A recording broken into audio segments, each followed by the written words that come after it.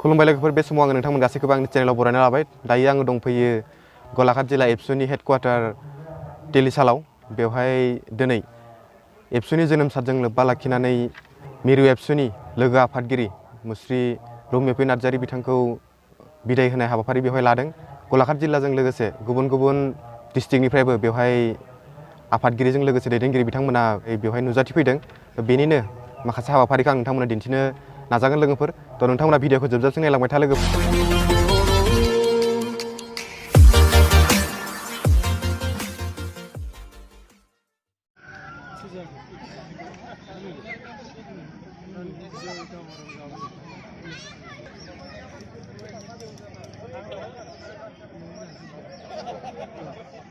गसंनो थाखाय खावलायबाय आरो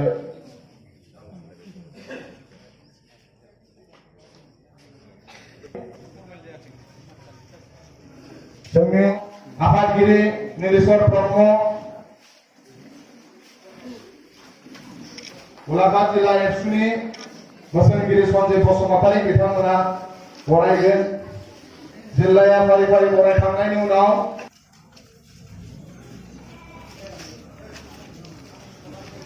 फारि फारियै बरायबाय थादों।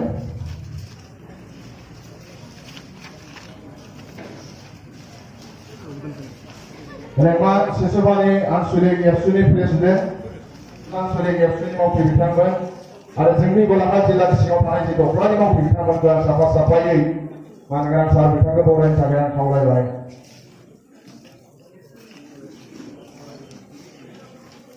बर' साहित्य सभा लोगोसे गलाघाट डिस्ट्रिक्टनि बर' साहित्य सभा मिउजिएसि उपेन मोसाहारि बिथांमोनखौ बरायनो थाखाय खावलायबाय। धनस्री डिस्ट्रिक्ट बर' साहित्य सभानि गाहाय नेहाथारि जोंनि एबसुनि बारग' आफादगिरि पुष्प खाख्लारि, बारग' गाहाय नेहाथारि सुलेन खाख्लारि। दुलाराय बर' फरायसा आफादनि गायसं सान बे सानजों लोब्बा लाखिनानै दिनै मोनसे जारिमिनारि सान आंनि गावनि थाखायबो। दुलाराय बर' फरायसा आफादाव मिरु आफादाव 2005 मायथाइयावनो आङो मासि आजावनानै खामानि मावबोदोंमोन आरो दाखालि तामुलपुराव जालांनाय जि जर'खाम जथुम्मा बेयाव आं आजिरा मोननाय जादों आफादगिरि प्रमद बर'जों लोगोसे। दा बेखौनो असिला लानानै गलाघाट जिल्ला शिशुपानी दखरा दुलाराय बर' फरायसा आफादा दिनै फर्मेलि आनुষ্ঠাनिक भाबै आंखौ बिदाय होनायनि मोनसे फोरबो। दा मिरुआव बिबान रुजुननायनि गुदियावनो आं बुंनांगोन जे एबसुआव थुलुंगा मोननाय हिसाबै जिल्लायाव बा आंखौ मिरु एबसुआव फैनायाव आंनि लामाखौ एसे बोस्रांनानै होग्रा सासे सुबुं दं होनोब्ला बा थुलुंगा होनानै एबसुआव आंखौ लाबोग्रा सासे सुबुं दंमोन होनोब्ला आं दिनै मख'नांगोन बे बिथाङानो जाबाय प्रदिप स्वर्गियारि। बे बिथांनि थाखायसो आङो हयथ' मिरु एबसुआव हयथ' आङो बाहागो लानो गोनां जादोंमोन आरो दिनैसिम आं बेखायनो बिथांनि खाथियाव आं चिरकृतज्ञ। आरो दिनै एबसुआव हाबनानै एबसु फेमिलियाव आं दिनै बाहागो लानानै आं जेरैबायदि जि मोनसे एक्सपिरियेन्स रायजो राजानि खाथियाव थानानै जेरैबायदि खामानि मावनो मोननायनि जि मोनसे मोन्दांथि बेखौ आं दिनै हमनो हादों। बे दुलाराय बर' फरायसा आफादा गावनो बिराद गिदिर मोनसे इन्स्टिटिउटखा बियो। बे आफादा बर' रायजो राजानि बिखा बिख्लो गोरबो बे सिङाव दिनै हाबनानै दङ। 53 बोसोरनि मोनसे जारिमिन बे दुलाराय बर' फरायसा आफादा दङ। दा बेखायनो जों बुंबाय थायो बे दुलाराय बर' फरायसा आफादा बियो 53 बोसोर जानाय मोनसे आफाद बियो। दा बेखायनो बे आफादाव जाय बिथांमोना दङ जे बिथांमोनखौ आं खावलायगोन जे जोंनि मावनाय दांनाय, जोंनि आदर्श, जोंनि सिन्ताधारा बा जोंनि जि दर्शन बेबो 53 बोसोर बादि जानांगोन। नोंथांनि बैसोआ उन्दै होननानै नोंथाङा जि गोसो बेखौ मावबा बे मालाबाबो जानाय नङा। दा आं बेखायनो सासे मानसिया मेचिउर जायो, प्राप्त बयस्क जायो आरो प्राप्त बयस्क जानाय सासे सुबुङा सोंखारि जायोमोन। जोङो गलाघाटआव थाङोबा गुवाहाटीयाव थाङोबा जोंखौ हमथानानै आसामनि पुलिस मिलिटारिफ्रा जोंखौ टर्चार खालामो बे रोखोमै जोङो गोबां माने एक्सपिरियेन्स मोनदों जोंनि जानानैनो जोंनि दायासाव जिरायना दं आंनि मोनसे सम गुदि फरायसालिनि फोरोंगिरि जनेश्वर ब्रह्म बिथाङा गलाघाट जिल्ला बर' साहित्य सभानिबो मोननैथाम आफादगिरि जाबोदों जोंनि जाहोननि थाखायनो गलाघाट जिल्ला दुलाराय बर' फरायसा आफाद आरो लोगोसे दुलाराय बर' फरायसा आफादनि सोमावसारनायनि हेंथायैनो बिथांमोना जेलाव थांनांदों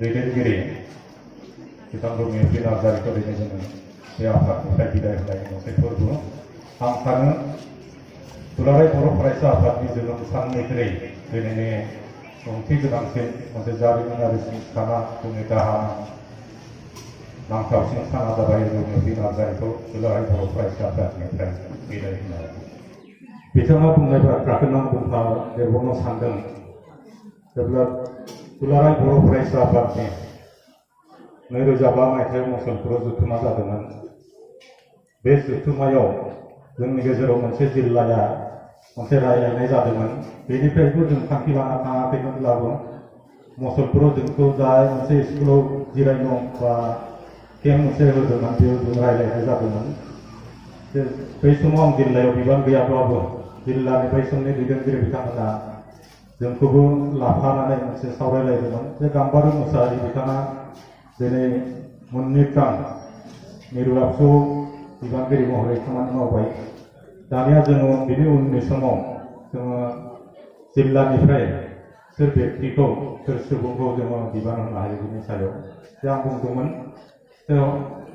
जुदियोबा नोंथांमोना साननाय बादिनो गाम्बारि मुसाहारि बिथाङा दिनै बैसोनि खोथाखौनो लानानै जा समनि खोथाखौनो लानानै जा जुदि मिरु आबसुआव बिबान लानायनि समा जों बिथांमोनाव आजिरा होनो सानबायब्ला जे जोङो मोनफा जिल्लाया साफा साफा व्यक्तिया जोङो बै जिल्लानिफ्राय जायफ्रा बेहाय रिप्रेजेन्ट खालामगोन बेनि थाखायनो जोंनि जिल्लानि महर मोखांखौ दहाय हरेश्वर आरो बिथाङा बुंलांनाय बादि जे जोङो मोनसे आयना बादि बेखौ नुहुरनाय जायो जोंनि जिल्लाया बेसेबां थाखोआव दङ जोंनि जिल्लानि बर' फरायसा आफादा बर' समाजा बेसेबां थाखोआव दंयो बै रिप्रेजेन्ट खालामनाय सुबुंनिफ्रायनो जोंनि बेखौ गुबुना मोनदांनो हागोन दा बेनिखायनो गाम्बारि मुसाहारि बिथांनि नेक्स्टआव जुदि जों मिरु बिबान होनो थाङोब्ला हयथ' आंनि नोजोराव जानांगौ बियो रमेश नार्जारि मानो होनोब्ला बिथाङा रमेश नार्जारिया जों बयबो मोनदांनो हादों बिथाङा गोजौ सोलोंथाइ लानाय लोगोसे बिथाङा इन्डियानि आसामल' बुङाखै आं गुबुन जायगायाव बे फरायसा समावनो बिथाङा थानाय गिदिंनायनि माखासे बिथांनि रोंगौथि दंखायोमोन आरो जों बेखौ सिमान लानांगोन आं बिथांखौ सानसे आं गाव हाइ स्कुलाव फरायबाय थानाय समावनो रतनपुरनि बबेबा मोनसे जायगायाव आं लोगो मोनलायदोंमोन आरो बिथांनि आंगोनि लोगो सासेजों अब्लानो आं बिथांखौ मोनदांनो हादोंमोन जे बिथाङा हाइ स्कुलाव थानाय समनिफ्रायनो माने भाषानि बेलायाव लेंगुवेजनि बेलायाव एसेबो माने खम नङामोन बिथाङा लेंगुवेजनि बेलायाव दोहोनि सासे व्यक्ति बिथाङा इंराजि रावानो जा नोंनि हिन्दी रावानो जा दिनै बेंगलि रावानो जा हारसाया असमिया रावानो जा गुबुन गोबां रावनि सायाव बिथाङा मोनसे सम्पति बायदि बिथांनि रोंगौथिया दङ दा बेनि थाखायनो जोङो दिनैनि दिनाव हयथ' माने मिरुआव जों बिबान होयोबा मुलाम्फानि बेयो जानांगोन रमेश नार्जारि थिग बिदिनो रायज्लायनायनि गेजेराव बिथांखौ बेबादि बिबान होनाय जादोंमोन आं सानो बे मुहुर्त समाव जोङो मुसलपुरनि बे फरायसालि सिङाव रायज्लायनाय बा जोंनि थांखिया माने मोनसे बेसेन गोसा मोनसे थांखि जादों आरो बे थांखिनि थाखायनो दिनै रमेश नार्जारि बिथांखौ लानानै जोंनि गलाघाट जिल्ला दुलाराय बर' फरायसा आफादानो जा जोंनि गोलाघाट जिल्लानि बर' समाजा मोनसे गोग्गाथाव मोनसे बाख्नायजाथाव बर' समाज आरो बुहुमाव थानाय बर'फोरनि गेजेराव जों सिनायथि मोननायाव आगानसेब्लाबो आवगायना थांनो हादों होननानै आं बुंनो लुबैयो। दिनै गलाघाट डिस्ट्रिक्ट दुलाराय बर' फरायसा आफादा दुलाराय बर' फरायसा आफादनि दिनै 53थि गायसननाय सान। बे गायसननाय सानखौ गलाघाट डिस्ट्रिक्ट दुलाराय बर' फरायसा आफादा गलाघाट डिस्ट्रिक्ट दुलाराय बर' फरायसा आफादनि हेडक्वार्टार गाहाय मावख' तिलिसालाव खुंदों। आरो बे गायसननाय सान फालिनायजों लोगोसे दुलाराय बर' फरायसा आफादाव गलाघाट जिल्लानिफ्रायनो थांनानै गोबाव सम खामानि मावहैनाय मानगोनां रबिम पि नार्जारी बिथाङा दाखालि बावै 12 आरो 13 फेब्रुवारियाव दुलाराय बर' फरायसा आफादनि स्पेशल कनभेनसन बाक्सा जिल्लानि सिङाव थानाय तामुलपुराव जादोंमोन।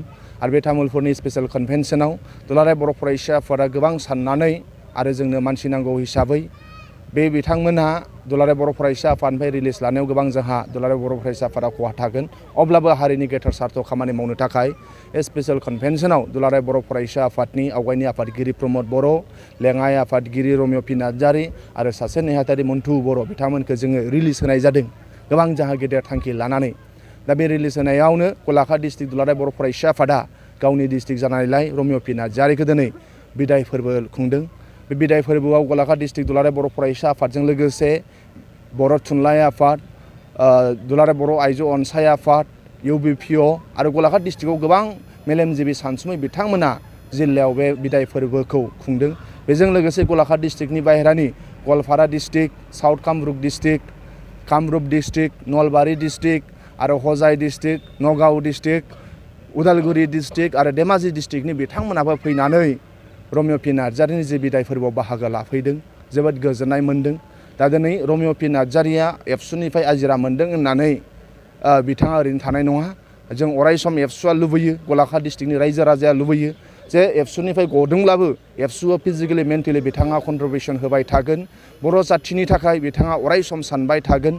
जेरै एबसुआव थानाय समाव बिथांमोनहा गावनि न'खरनि खोथाखौ सानामालासिनो, उदैनि खोथाखौ सानामालासिनो फरायनाय जोबनायनि उनाव गोजौ सोलोंथाइ लानायनि उनाव बिथाङा दुलाराय बर' फरायसा आफादाव खामानि मावनानै बुहुमाव रायजो जानाय गुबुन गुबुन आसामाव आरो लोगोसे आसामनि बाहेरानि बर' फिसाफोरनि थाखाय बिथाङा गोबां खामानि मावदों। थिग बेबादिनो दाबो बर' जाथिनि थाखाय अलखद जायोब्ला आरो प्रब्लेम जायोब्ला अराय सम बिथाङा खामानि मावगोन। बेखौ जों दुलाराय बर' फरायसा आफादनिफ्राय मिजिंथिनाय थाबाय। दुलाराय बर' फरायसा आफादनि थाखाय आरो गलाघाट डिस्ट्रिक्टनि थाखाय रमिम पि नार्जारीया गोबां होदों। नाथाय गलाघाट डिस्ट्रिक्ट एबसुनि जानानै जों बिथांनो जेबो होनो हाया। आफा अबंलावरिनाव आर'ज खालामो जे बिथाङा अराय सम मोजाङै थांनानै थाथों, आयुआ गोलाव जाथों, बिथांनि न'खराव अराय सम सुख सान्थि जाथों, बिथांनि बेमार आरो बिथाङा जि जाया मानो थाबैनो रैखा जानानै जाथिनि थाखाय आरो हारिनि थाखाय अराय सम खामानि मावफिननो हाफिनगोन। बेखौ जोंहा मिजिंथिनाय थाबाय। दा रमिम पि नार्जारीया बिथाङा उन पर्यायाव दा मा मावनाय जायो बेखौ गलाघाट डिस्ट्रिक्ट आरो जों दुलाराय बर' फरायसा आफादा साननानै आरो बिथांखौ नायनाय आरो बिथांखौ अराय सम मदद होनायाव गलाघाट डिस्ट्रिक्ट एबसुआ अराय सम थागोन आरो बिथांमोना थानो नांगोन। बेखौ जों गलाघाट डिस्ट्रिक्ट दुलाराय बर' फरायसा आफादखौ जोङो मिजिंथिनाय थाबाय। दा जिखि जादोला मानो रमिम पि नार्जारीया अराय सम हारिनि थाखाय खामानि मावनो हाथों। उन समाव जि जायो बेखौ दुलाराय बर' फरायसा आफादा सानगोन, सावरायलायनायनि गेजेरजों जागोन।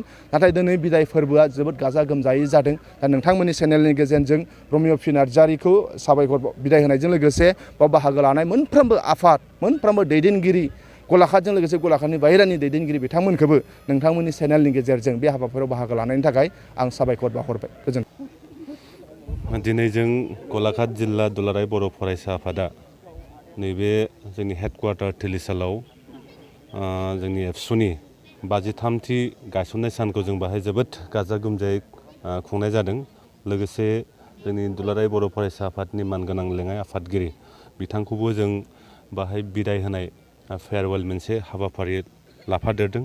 जों बिथांखौ दिनै जोंनि नैबे गलाघाट जिल्लानि हेडक्वार्टार मावखुलिनि मोखाङावनो थानाय तिलिसाल जिथु राजहुवा भबन टिसि हल बाहाय जों बिथांखौ दिनै जोबोद गाजा गोमजायै जोबोद दुखुजों बिथांखौ जों बिदाय होनो लगिया जादों। बिथाङा जोंनि थाखाय जोबोद खामानि मावदोंमोन। जोंनि खालि गलाघाट जिल्लानि थाखायल' नङा, बिथाङा सारा आसामनि बर' हारिनि थाखाय मेंनो रोङैबाबो बिथाङा खामानि मावलांबाय थादोंमोन। बिथांखौ दिनै बिदाय होनानै जोबोद दुखु नांदों। बिथांखौ जों जोबोद मिस खालामदों। बिथाङा जाहाथे बिदाय लादोंब्लाबो जोंनि बर' हारिनि खामानि मावलांबाय थागोन होननानै आं आसा खालामदों। बिथांखौ जों अराय खाथियाव मोनबाय थागोन होननानै जों आसा खालामदों। जों बिथांखौ बिदाय होदोंब्लाबो बिथाङा जोंखौ जोंनि गलाघाट जिल्ला एबसुखौ बिथाङा मदद होलांबाय थानांगोन, जोंखौ लामा दिन्थिलांबाय थानांगोन, जों बेखौनो आसा फारिदों। जोबथानायाव जोंनि रायजो राजाफोर, जोंनि गुबुन गुबुन आफादनिफ्राय जायफोरा जोंनि हांख्रायनायाव मान होनानै दिनैनि नैबे हाबाफारियाव बाहागो लाफैदोंमोन, जोंनि UBPOनि मानगोनां दैदेनगिरि बिथांमोना बाहागो लाफैदों, साहित्य सभानि सेन्ट्रेलनि डिस्ट्रिक्टनि दैदेनगिरि बिथांमोना बाहागो लादों। जों बिसोरखौ जोबोद रोजा रोजा साबायखर जासिदों। जोंनि आबबनि सेन्ट्रेल डिस्ट्रिक्टनि गासैबो दैदेनगिरि बिथांमोना बाहागो लाफैदों, बिथांमोनखौ साबायखर जासिदों। जोंनि FRC कमिटि गलाघाट जिल्लानि दैदेनगिरि आरो आनसलिकफोरनि दैदेनगिरि बिथांमोनाबो बे हाबाफारियाव बाहागो लाफैदों, जोंखौ मदद हेफाजाब होफैदों। जों गासैखौबो जोंखौ जाय दिनै मदद हेफाजाब होफैदों, जों बयखौबो जोंनि गलाघाट जिल्ला एबसुनि जानानै जों जोबोद रोजा रोजा साबायखर जासिदों। आरो रमिय सारनि जिउआ जाहाथे गोलाव जायो, जों बेखौनो हास्थायनानै आं एसेखौनो बुंनानै फोजोबबाय। गोजोन्थों। मा सोंबाव नामा? रमिय सारनि जिथु आंखाल, रमिय सारनि बे लांदां जायगाखौ जोंनि गलाघाट जिल्लायाव फिलआप खालामनो हानाय दा बर्थमान रावबो गैया। जोबोद जोंनि हारिनि थाखाय, जोंनि बर' समाजनि थाखाय जोबोद गिदिर मोनसे बे लांदां जायगा जानानै थासिगोन। जों आसा खालामदों रमिय सारा बिदाय लादोंब्लाबो जोंनि गेजेराव अराय सम थाबाय थागोन, अराय सम जोंखौ मदद हेफाजाब होलांबाय थागोन, जोंखौ फोरोंबाय थागोन, जोंखौ बिथोन होलांबाय थागोन। जों गलाघाट जिल्ला एबसुनिफ्राय जों बेखौनो हास्थायो, बिथाङा जाहाथे आजिरा लादोंब्लाबो एबसुनिफ्राय जोंनि एबसुखौ मालाबाबो बावनाय नङा, एबसुनि खामानिखौ बिथाङा मावलांबाय थाथों। जों बेखौनो गलाघाट जिल्ला एबसुनिफ्राय आसा फारियो बिथांनिसिम।